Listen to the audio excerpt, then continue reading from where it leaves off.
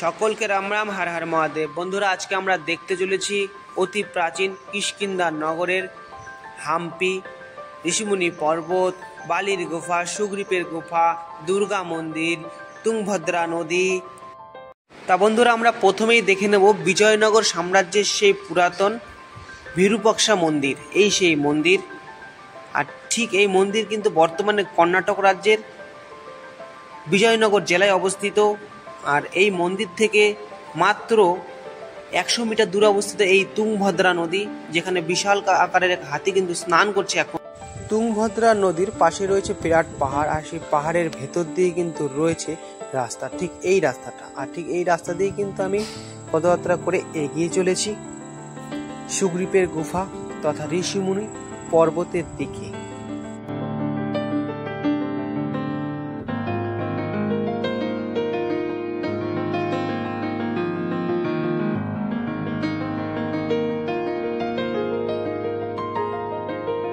তো বন্ধুরা, আজকে আমরা দেখব সুগ্রীব মহারাজের গুফা এবং গুফার ভেতরে কি কি রয়েছে, আর দেখব ঋষিমুনি পর্বত। এটাই হলো সুগ্রীব মহারাজের গুফা, যেখানে প্রভু রামচন্দ্র প্রথম তার সঙ্গে সাক্ষাৎ করেছিল।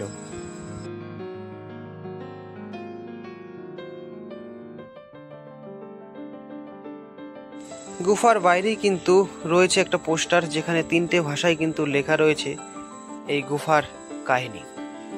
তো এই সেই গুফা, আর আমি কিন্তু এখন গুফার ভিতরে প্রবেশ করব। চলো বন্ধুরা, সকলে দেখে আসি গুফার ভিতরে কি রয়েছে।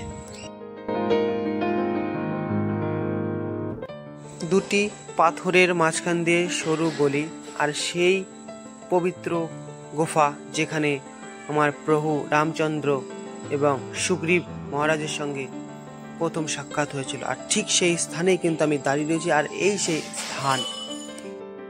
এবার আমরা যাব সুগ্রীব মহারাজের গুফার থেকে রামায়ণকালে আরেকটা ঐতিহাসিক এবং পবিত্র স্থান বালির গুফা এবং দুর্গা মাতার মন্দিরে।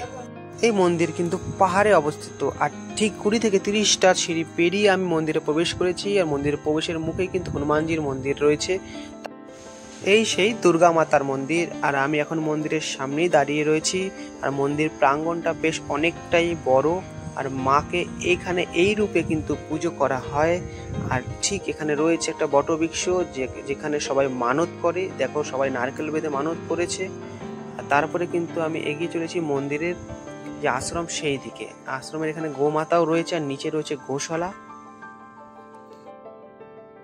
তারপর আমি প্রবেশ করতে চলেছি কিষ্কিন্ধার বানররাজ বালির গুফার দিকে। আর এই সেই গুফার পথ, আর সামনে কিন্তু লোগো দেয়া রয়েছে। দিনের বেলাও এখানে চিতা, ভাল্লুক দেখা যায়। এই কারণে সরকার কিন্তু বালির গুফার অনেকটা পথ বন্ধ করে দিয়েছে, আর কিছুটা জায়গা খোলা রেখেছে। তার মধ্যেও কিন্তু আমরা প্রবেশ করেছি, যেহেতু আমরা দর্শন করব।